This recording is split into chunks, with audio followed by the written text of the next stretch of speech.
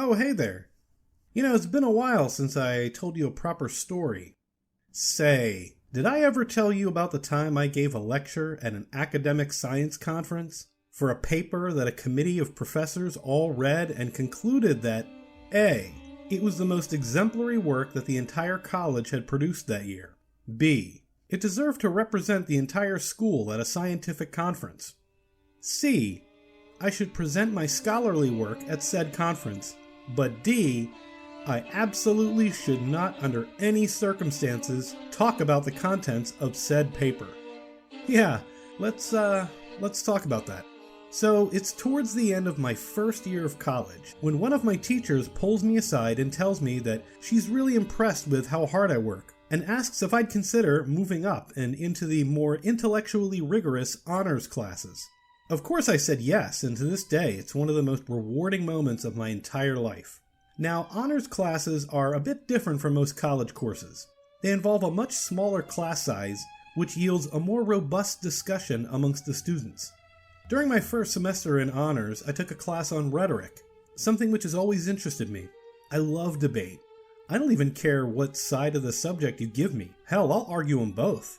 So I was really interested in digging into the history and practice and seeing it for all of its moving parts. For the class final, we were assigned to write an argumentative paper about any subject we wanted, and could argue any point we wanted. And for our last week of class, we would all present our arguments to one another and discuss their merits.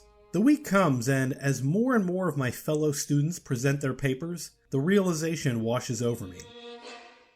Oh God. Oh fuck. Oh my God. No one else took the challenge of arguing any position they wanted the same way I did. Remember before when I said I'll argue any position on any subject? They're all arguing things which are perfectly reasonable.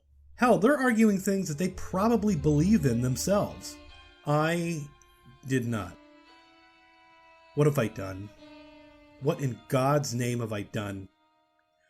You see, unlike literally everyone else, both in the class and in the known and unknown universes, I took this assignment as a challenge. If studying rhetoric was to study the tools that make up an argument, then a true test of one's competency, according to me and apparently only me, would be to write a defense of something you don't agree with. And the less you agree with it, the more indefensible a position is, the more challenging its defense becomes. The apex of which being to argue for something that anyone and everyone finds morally repugnant and completely abhorrent. So while my classmates wrote papers on why technology is dangerous but ultimately beneficial for society, and why police officers shouldn't abuse their power, I was creating a monster. A 10-page MLA-sourced monster. And so, when my name was called, I walked to the front of the class and proceeded to deliver my final paper, my magnum opus of argumentation. Sympathy for the Devil, a defense of What? I then proceeded to make the argument that we, as a society, should be more sympathetic towards to the utter shock and disbelief of my peers. When it was over, the professor flicked on the lights, and "So, does anybody have any questions?" was met by 12 open mouths and deafening silence. And if you think that there are no lower depths for this story to sink, strap in, brother. Oh hey, it's a new semester. Time to put that class behind us and look forward to brighter days and further adventures in my matriculation. We have mostly new classmates and new professors that totally don't know anything about papers defending Hey, professor, excited for this honors history course? Oh, my name? Yep, that's me. Oh, you've heard of me. Well, I mean, I don't think what's that? Yep, yeah. I wrote that paper. I mentioned before that honors courses weren't like most other college courses. But what I didn't know was that included professors themselves, because behind the scenes, those professors were sharing our work with one another, looking for the best and the brightest to represent the school whenever possible. So when my new honors history professor recognized my name, his mind immediately flashed back to what he would later describe as a meeting to discuss just what to do with my paper. Because at some point in some room hidden from prying eyes and ears, a discussion was had amongst the honors professors, the subject of which being my paper. They had all read it, and had all decided that it was, as previously mentioned, the most exemplary scholarship produced by the school that year, and the best candidate to represent the college at an upcoming conference.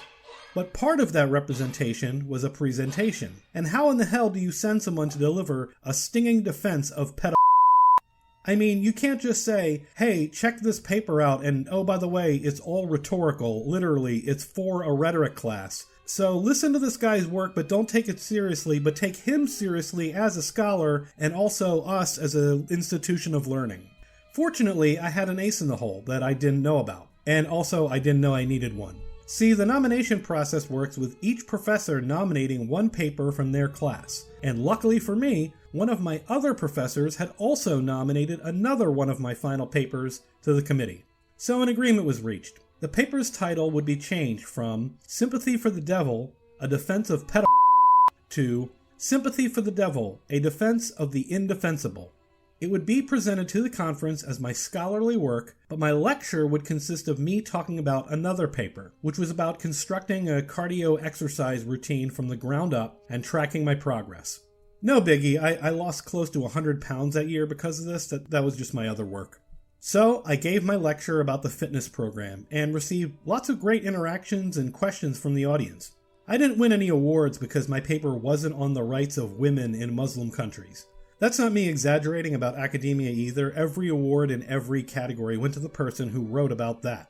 I guess it was the fashionable thing to write about that year. In fact, it got really awkward because one of the categories included a Muslim woman from a Muslim country who lost to a white woman who wrote about the struggles of Muslim women in Muslim countries.